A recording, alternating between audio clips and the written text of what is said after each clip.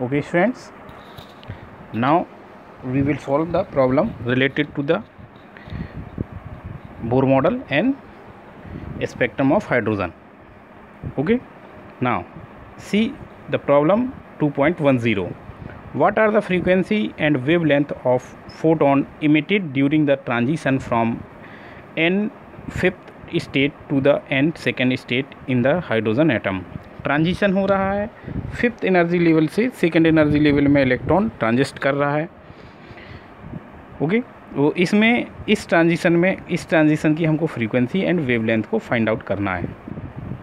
Okay student, तो जब problem हम सॉल्व करते हैं तो प्रॉब्लम में ये देखते हैं what are given and what are to be calculated, क्या दिया गया है और क्या कैलकुलेट करना है।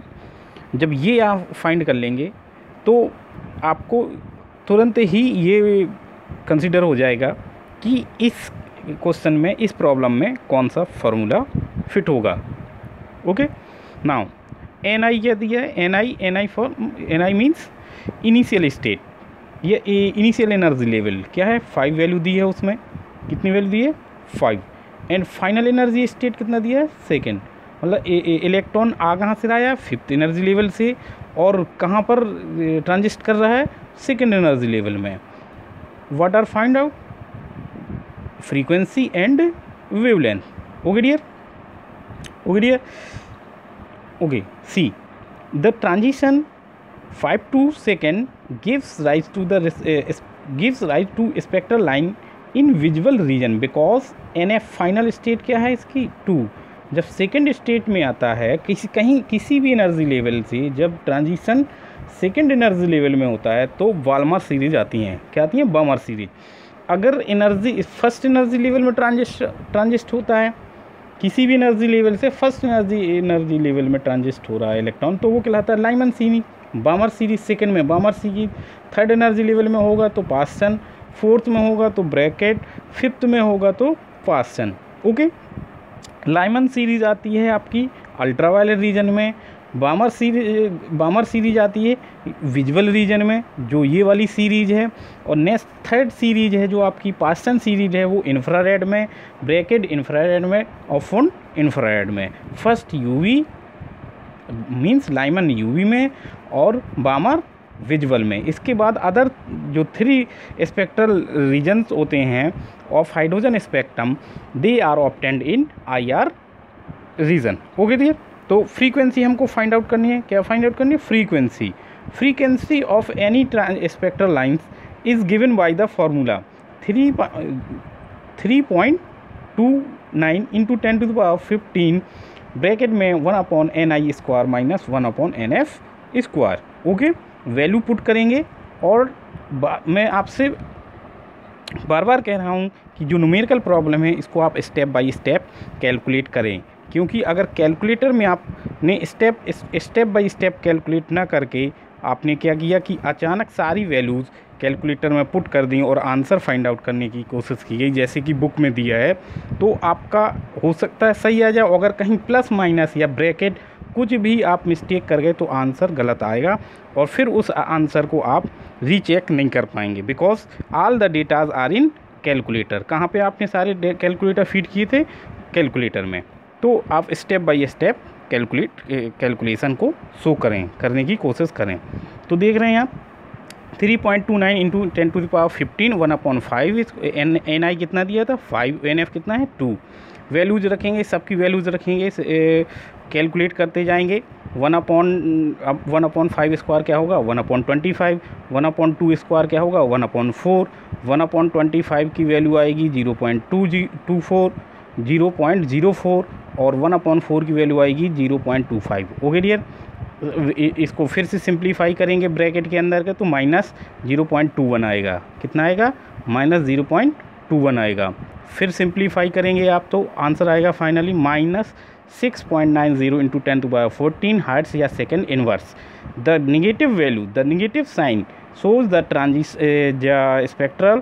spectra is emission spectra. क्या शो कर रहा है कि ये जो स्पेक्ट्रा है हमारा कैसा है, इमिशन स्पेक्ट्रा। पहले से ही वेल नोन था कि हायर एनर्जी लेवल से लोअर एनर्जी लेवल में आ रहा था, मतलब 5th से 2nd में आ रहा है, तो इसका मतलब एनर्जी इमिट करेगा, और जब एनर्जी इमिट होती है तो इमिशन स्पेक्ट्रा आता है। Okay dear. नाउ वेवलेंथ क्या होता है अपना, lambda equal to velocity of light upon frequency c upon nu. तो c की वैल्यू क्या होती है 3.0 इंटू 10⁸ मीटर पर सेकेंड, और न्यू की वैल्यू अभी आपने फाइंड की 6.909 इंटू 10⁻14 सेकेंड इनवर्स। सिंप्लीफाई करेंगे आएगा 4.342 इंटू 10⁻⁷ मीटर।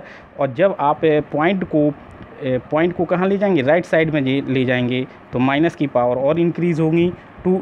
टू प्लेस को आपने रिप्लेस किया राइट में, तो माइनस की 2 पावर्स और इंक्रीज़ हो जाएंगी, तो क्या हो जाएगा 434.2 इंटू 10⁻⁹ मीटर, और 10⁻⁹ इक्वल टू होता है 1 nanometre.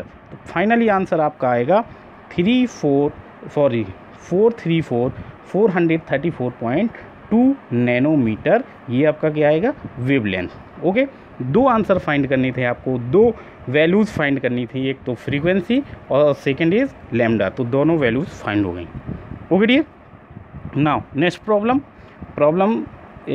Number 2.11। Okay, calculate the energy associated with the first orbit of helium ion. What is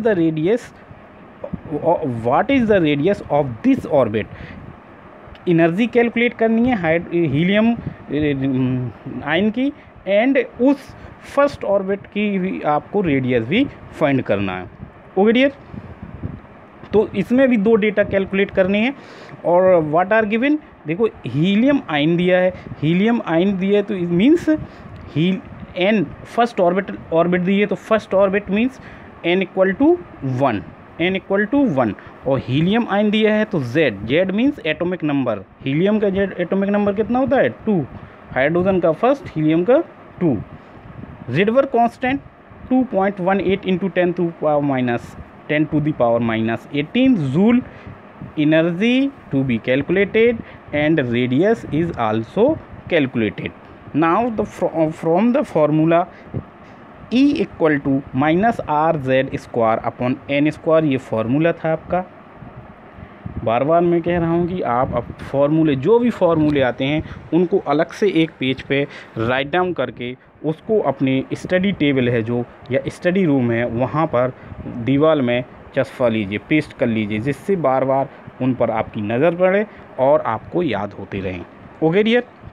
Now putting all the values related to the equation minus value फार्मूले से ही आती है 2.18 into 10⁻⁻18। 2z की value कितनी है 2² upon 1² is the 1। Okay, now simplify करेंगे तो आपका आंसर आएगा -8.72 into 10⁻⁻18 joule. Okay dear. Now radius first orbit की रेडियस या किसी भी ऑर्बिट की रेडियस Rn इक्वल टू होता है 0.0529 n² अपॉन z।